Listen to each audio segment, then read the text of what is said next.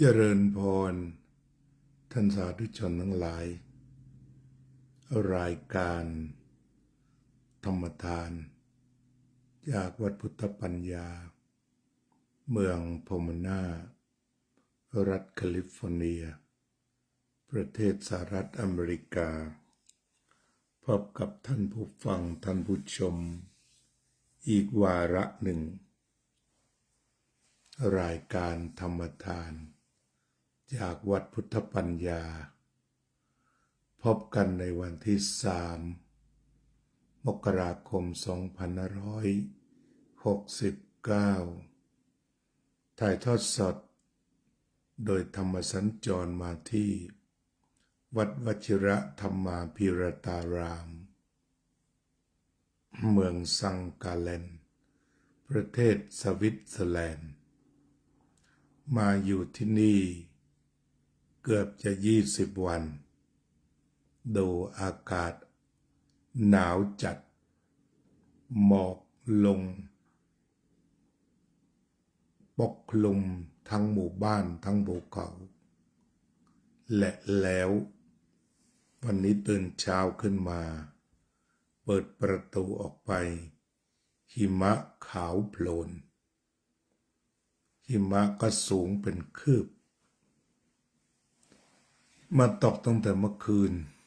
ตกมาเรื่อยๆตอนนี้ก็เบาบางลงแดดออกแต่ว่าความหนาวเหน็บยังคงมีอยู่โยมโจ้ยินดีโยมสุนิตวงศ์สุเทพโยมรัศนาศรีอรุณโยมโซเฟียสุภาพร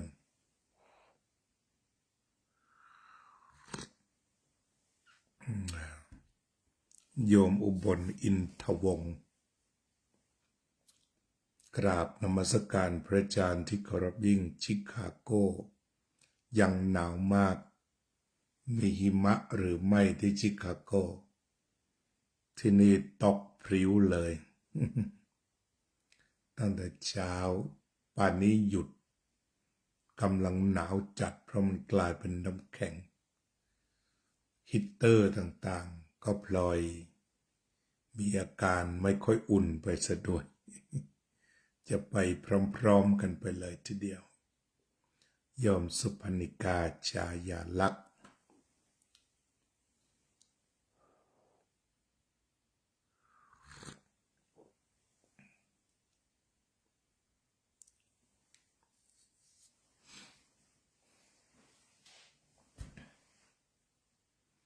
วันนี้ก็มีประเด็นธรรม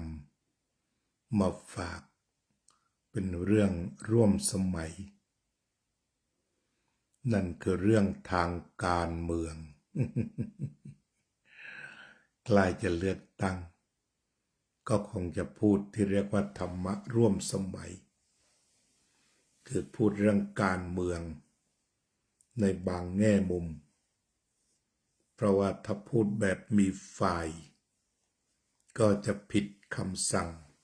สมเด็จพระสังฆราชสมเด็จพระสังฆราชสั่งห้ามพระพูดการเมืองสั่งห้ามเปิดวัดให้คนมาหาเสียงโยมเอกคุกโยมกัลยาวงศ์ทิพย์คงคาแต่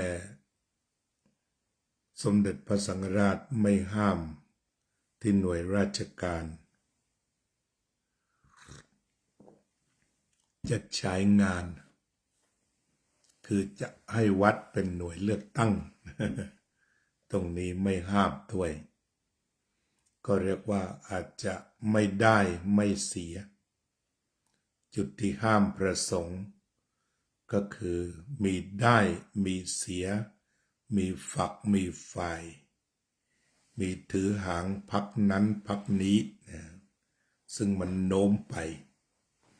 ในการถือกันอย่างนั้นถ้าพูดถึง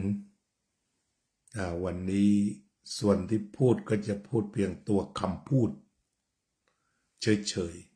ๆก็ตั้งแต่ออกสตาร์ทมาสิ่งที่นักการเมืองพูดกัน ก็จะมี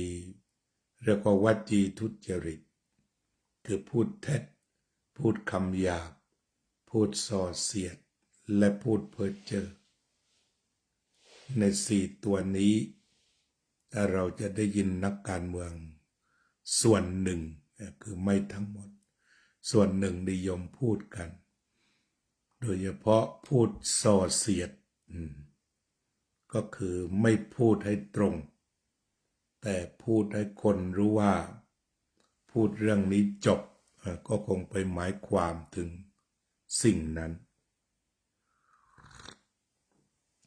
และสิ่งนั้นก็จะไปกระทบชิ่ง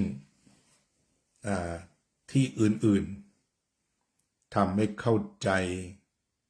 ถูกหรือเข้าใจไม่ถูกหรือตีความไปเป็นว่า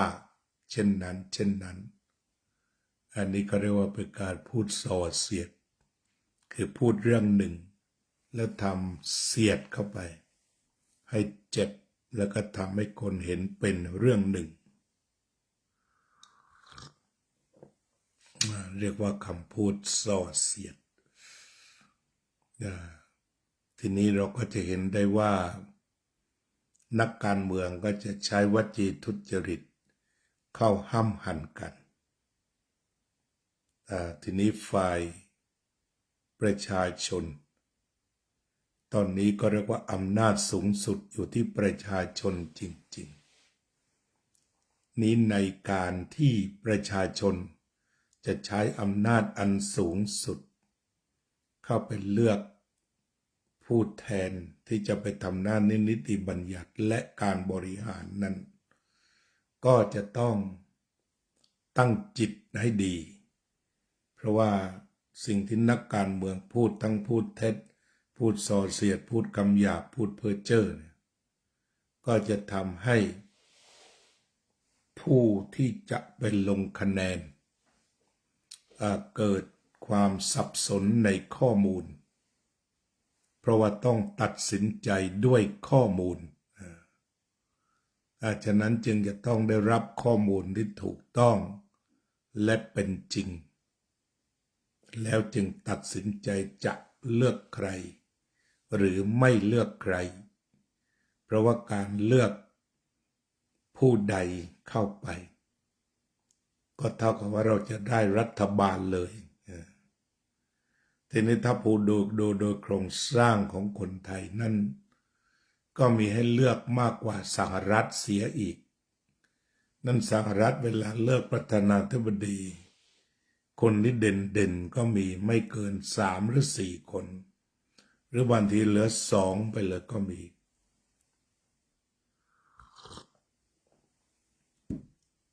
แต่ว่าของไทยนั้น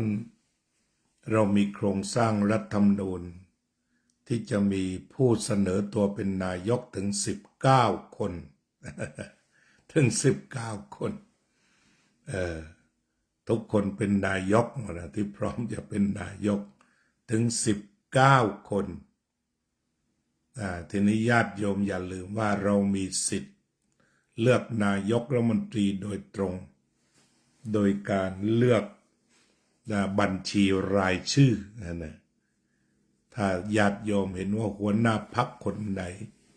หรือที่ใส่เข้าไปแล้ว19 พรรค19 คน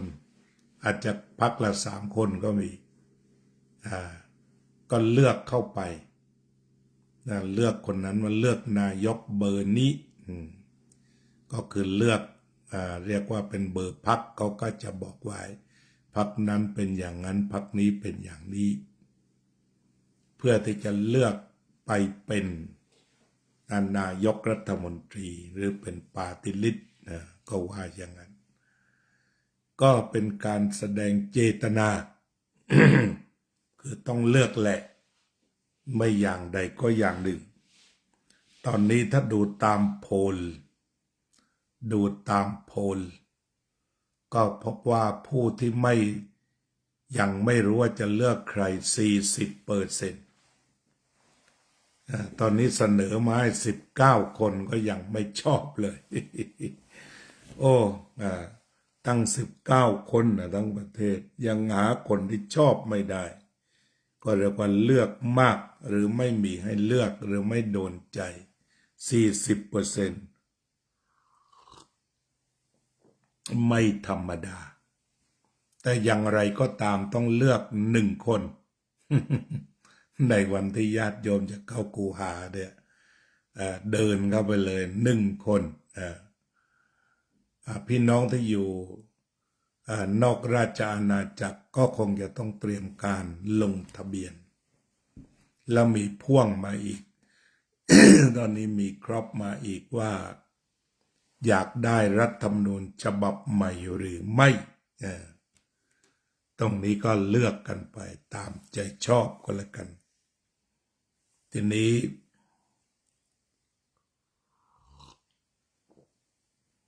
การที่มีเจตนาอย่างนั้นก็เพื่อที่จะให้ประชาชนมีตัวเลือกทีนี้การที่จะเลือกก็จะต้องได้ข้อมูลที่แท้จริงจะนำวิธีการฟัง เพื่อจะให้ข้อมูลที่แท้จริงต้องฟังแบบพระพุทธเจ้าตรัสเพราะว่านักการเมืองเขาจะแสดงเรียกว่าวิสัยทัศน์หรืออาจจะพูดถึงแนวนโยบายก็สุดแล้วแต่เจริญพรโยมทิติมาโยมไพจิตและโยมหญิงก็แสดงเจตนา แต่นี่คำที่จะใช้ในทางธรรมนั่นคือพระพุทธเจ้าได้สอนเอาไว้เลยว่าคำพูดของผู้ที่จะพูดโดยเฉพาะนักการเมืองก็คือจะต้องมีลักษณะดังต่อไปนี้คือ1เป็นคำจริงคนทั่วไปก็น่าพูดคือพูดจริง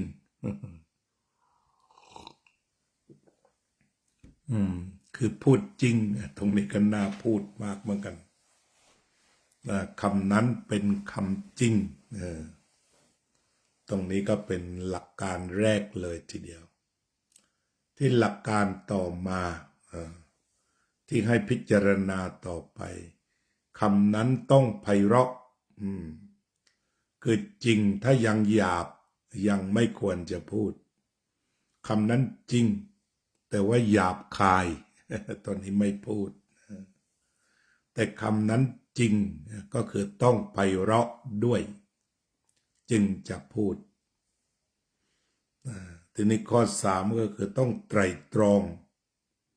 คิดแล้วคิดอีกจึงจะพูดดังคำที่กล่าวว่าก่อนพูดเราเป็นนายคำพูดคำพูดแล้วคำพูดเป็นนายเราก็จะต้องมาสู่การไตร่ตรองแล้วจึงพูดทีนี้ต่อมาพูดไปแล้วเนี่ยได้ประโยชน์ไหม ตรงนี้สำคัญมาก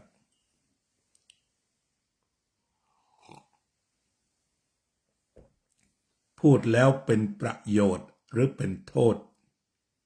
นั่นคือเป็นประโยชน์ของผู้พูดหรือผู้พูดมีโทษแต่ตรงนี้อย่าทำเล่นไปถ้าพูดผิดทำเข้าคุกเลยทีเดียวเพราะว่าไม่ได้พิจารณาว่าพูดแล้วมีคุณหรือมีโทษแต่ไม่ได้โทษธรรมดานะโทษจำคุกไปเลยนะอันนี้ถ้าพูดพลาดคือบ้านเราแปลงศีลธรรมเป็นคุกไปเลยคือถ้าพูดบางสิ่งบางอย่างพูดผิดก็เรียกว่าพูดผิดติดคุกเลย มีโทษก็สุดท้ายถูกเวลาหรือไม่ในการที่จะพูดวาจานั้นถูกเวลาไหมอันนี้ก็พระพุทธองค์ให้พิจารณาอย่างนี้แหละให้ได้องค์ประกอบครบเลยถ้าพูดแล้วใครฟังจะเป็นประโยชน์พูดแล้วไพเราะพูดแล้วไม่ทำร้ายใครพูดแล้วไม่มีโทษต่อตนอันนี้ก็เป็นคำพูดฉะนั้นตอนนี้เรา ประชาชนชาวไทยมีอำนาจอธิปไตยอยู่ในมือมีเรื่องใดๆอีกหลายเรื่อง ที่จะต้องไปตัดสินนักการเมืองมีเรื่องเด่นๆเช่นเรื่องเทาหรือไม่เทา เทาหรือไม่เทาอย่างไรตรงนี้ยากมากเลยเพราะยากมากเพราะมันมองไม่เห็นมันมองไม่เห็นบางทีตัดสินใจไปแล้วก็อาจจะผิดพลาดอีกต่างหากเรื่องเทาๆ จึงจำเป็นจะต้องขุดค้นความจริงซะก่อน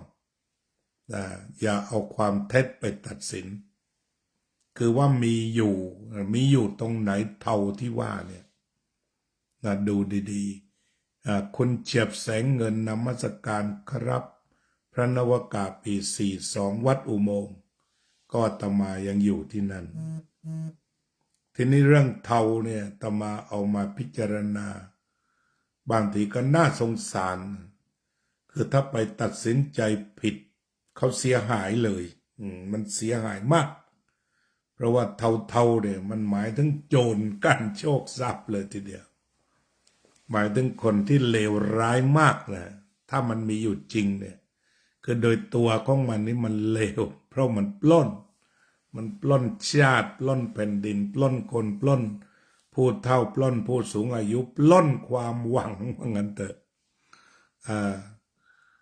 จึงมีหลายการเมืองที่บอกอาสาจะจัดการสีเทา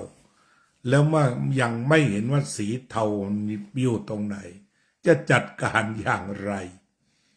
ตรงนี้มองซื่อๆไม่ได้ห้ามไม่ให้จัดการแต่ก็ขอให้จัดการให้ถูกตัวทีนี้มันก็กลายเป็นเหมือนปัจจุบันว่าสีเทาน่ะคือผีคือไม่รู้ว่าสถิตอยู่ตรงไหนเอาง่ายๆว่าขว้างข้าวสารโดนไหม ขว้างข้าวสารโดนไหมมันก็เหมือนผีเลยขว้างไปก็ไม่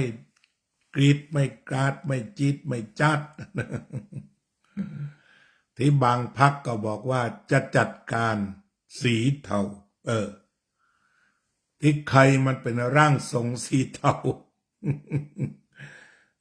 ทีนี้ถ้าว่าหามองยากแล้วใครจะเป็นร่างทรงเรื่องนี้ก็เรียกว่าคนที่ไม่มีส่วนได้ส่วนเสียคือถ้าชี้เป้าผิดน่าสงสารเลยทีเดียว ไม่ได้ประทับทรงด้วยไม่ได้เป็นด้วยก็จะซวยแบบซ้ำซ้อนละตรงนี้ถือว่าสีเทาเป็นเรื่องผีเป็นเรื่องที่ไม่ดีเป็นเรื่องหลอกลวงแต่ทำอย่างไรจึงจัดการนั้นสีเทานั้นได้ทีนี้ภารกิจของพี่น้องผู้ใช้อำนาจอธิปไตยคือจะทำยังไงดีล่ะเอาแค่สงสัยและจัดการเลยหรืออย่างไรหรือว่าตั้งใจเลือกคนใสๆที่เราคิดว่ามันใสจริงคนนี้ใสแน่นอน ก็เลือกไปเถอะอาจจะไม่ได้เป็นพรรคใหญ่อาจจะเป็นพรรคเล็กๆแต่ว่าใสจริงดูประวัติตั้งแต่หัวจรดเท้าเนี่ยใสจริงๆแล้วมีประวัติในการต่อสู้กับคอร์รัปชันต่างๆมาแล้วมันเพื่อความสบายใจก็อาจจะเลือกพวกนั้นก็ได้เรียกว่าจะไม่ได้เสียของแต่ถ้าวันเลือกพลาดติดเทาเข้าไปนี่โอ้โหใช้อำนาจอธิปไตยทำลายชาติเลยเหมือนกันตรงนี้ไม่ใช่เรื่องเล็กน้อยจึงจำเป็นจะต้องกรองมีเวลาอยู่40 กว่าวันแล้วกรองให้ถึงที่สุดคุณเดริกเบ็กสตอมกลั่นกรองหาข่าวหาข้อมูลถ้ามันหาไม่ได้จริง อย่าโนโหวตอย่าโนโหวตไปเลือกใครก็ได้ที่ใส่เข้าไปแล้วนี่มันเด่นมันบริสุทธิ์ผุดพองไม่เคยมีประวัติการโกงหรือเป็นพวกชอบล่าผีล่าคนโกงเข้าไปในมุมนั้นก็ได้คือดีกว่าโนโหวตหรือว่าเสียเสียงก็ลองไปนั่งดูกันคนนี้เป็นคนใหม่สุดในด้านการเมืองไม่เคยแปดเปื้อนแล้วขณะเดียวกันก็เต้นฟุตเวิร์กจะลุยสีเทามาตลอดชีวิตลุยคอร์รัปชันตลอดชีวิตก็หาทางออกอย่างนั้นแต่ถ้าว่าจะเข้าไปแล้วโนโหวตหรือว่าอยู่ในกลุ่มพวก 40% ที่บอกว่ายังไม่รู้จะเลือกใครอย่าทำอย่างนั้นเนี่ยตรงนี้อาตมาก็นั่งพิจารณาก็มาพูดนี่แหละว่ามันมีประเด็นที่ต้องตัดสินใจไปทางใดทางหนึ่งนั่นก็หมายความว่าโยมจะต้องหาให้พบว่าอะไรคือพรรคการเมืองสีเทาและในพรรคการเมืองที่ถูกชี้ว่ามันเป็นสีเทาเนี่ยมันมีคนเทาจริงนี่เท่าไหร่คือเราทำได้ไหมที่ไม่เหมาเข่งไม่เคยเห็นเงาแล้วมันน่าจะใช่เลยเนี่ยแต่ว่าก็หาข้อมูลเชิงลึกเอาก็แล้วกันคนเลือกพรรคเลือกคนครับก็ลองดูแต่เรากลั่นพิเศษอีกทีหนึ่งนะกลั่นพิเศษอีกทีหนึ่งพรรคอะไรเลือกใครมาให้ อันนี้ก็ขอฝากพูดการเมืองแบบนี้คงจะไม่ร้อนแต่เพียงได้ปลุกจิตสำนึกว่าต้องไปต้องไปและตอนนี้มันก็เกิดปรากฏการณ์ที่เราเรียกว่าหัวคะแนนธรรมชาติหัวคะแนนธรรมชาติก็คือการตื่นตัวเป็นพิเศษของคนที่อยากเห็นพรรคการเมืองจะได้ทำหน้าที่แต่ถ้าให้ดีที่สุดมันก็ต้องอยู่ที่พรรคการเมืองมีความกล้าหาญทางจริยธรรมอันนั้นก็คือหมายถึงว่ากล้าที่จะไม่ซื้อเสียงจริงคือตรงต่อตนเองตรงต่อพี่น้องประชาชนแล้วก็ตั้งใจไปว่าอย่ามีความโลภจนเกินไปอย่าไปมีความโลภว่าจะต้องได้เท่านั้นแต่ให้พอใจว่าได้ลงสมัครแล้วพอใจเคารพการตัดสินใจของประชาชนทั่วไปและประชาชนทั่วไปก็จะต้องมาช่วยกันที่จะทำการเมืองให้บริสุทธิ์กล่าวคือไม่รับเงินแล้วก็หรือว่าคนไหนที่เอาเงินมาให้ก็เป็นอันชี้ชัดว่าเป็นคนทุจริตก็จะต้องไม่เลือกเลยเป็นอันขาดถ้าใครมาขอรายชื่ออย่างมียายคนหนึ่งเป็นคนปักใต้นะทำคลิปก็คงจะมีคนไปขอเจรจาขอบัตรประชาชนแกก็ไล่ออกจากบ้านไปเลยแต่นี้อาตมาคิดว่าทำยังไงจะนิ่มจะซอฟในการปฏิเสธหรือไม่ปฏิเสธแต่จะต้องส่งสัญญาณว่าการลงทุนซื้อเสียงเนี่ยคือความหายนะให้มีผลแบบนั้นคือการลงทุนซื้อเสียงเนี่ยไม่ได้ทุนคืน นั่นก็คือพากันว่าถ้าใครซื้อเสียงแสดงว่ามีพยานชัดเจนนี่คือตัวกัดกร่อนบนทำลายประชาธิปไตยการเอาเงินมาส่งก็เท่ากับมารับสารภาพว่าตัวเองนั้นเป็นผู้ทำลายประชาธิปไตยก็เก็บไว้ในใจแล้วถึง8 กุมภาก็ค่อยบอกไปว่าในพวกที่เอาเงินมาให้ทั้งหลายนี่ไม่เอาได้กลั่นกรองดีแล้วก็ไปเลือกคนที่ไม่เอาเงินมาให้ แล้วก็ทั้งมีประวัติในการไล่ล่าคอร์รัปชันก็คงจะหาไม่ยาก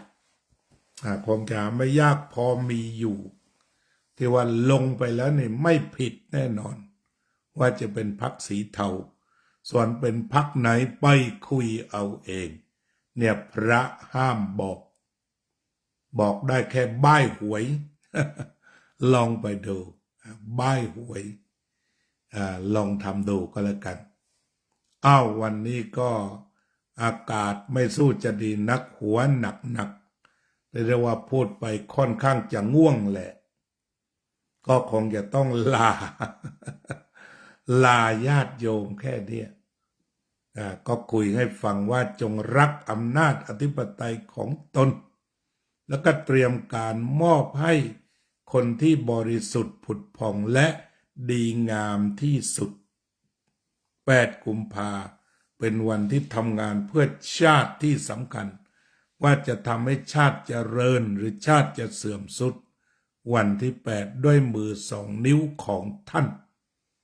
านกำลังจะทำงานใหญ่ฉะนั้นอย่าอยู่เฉยศึกษาเล่าเรียนเก็บข้อมูลจากทั่วทิศแล้วก็เดินเข้าคูหากาเบอร์ที่ถูกต้องดีงาม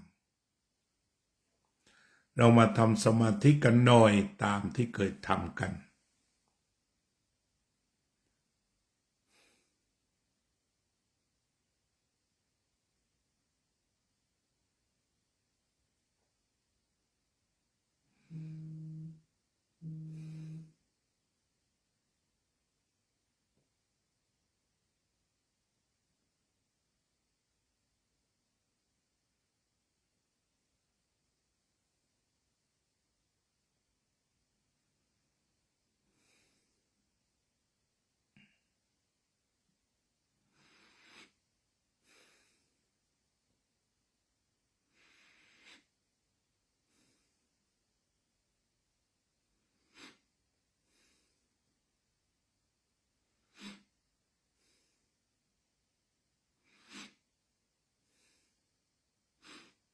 นะรู้สึกตัวทั่วพร้อมสัพเพสัตตาสัตว์ทั้งหลายที่เป็นเพื่อนทุกข์เกิดแก่เจ็บตายด้วยกันทั้งหมดทั้งสิ้นอเวราโหนตุจงเป็นสุขเถิดอย่าได้มีเวรแก่กันและกันเลยอัพพยาปัจจาโหนตุจงเป็นสุขเถิดอย่าได้พยาบาทเบียดเบียนซึ่งกันและกันเลยอนิฆาโหนตุจงเป็นสุขเถิดอย่าได้มีความทุกข์กายทุกข์ใจเลยสุขีอัตตานังบริหารตุจงมีความสุขกายสุขใจรักษาตนให้พ้นจากทุกข์ไปทั้งสิ้นเถิดอภิวาทนาสิลิสะนิจจังวุฒาปัจจายิโนจัตตารโอธรรมาวัฏฏันติอายุวันโนสุขังพลัง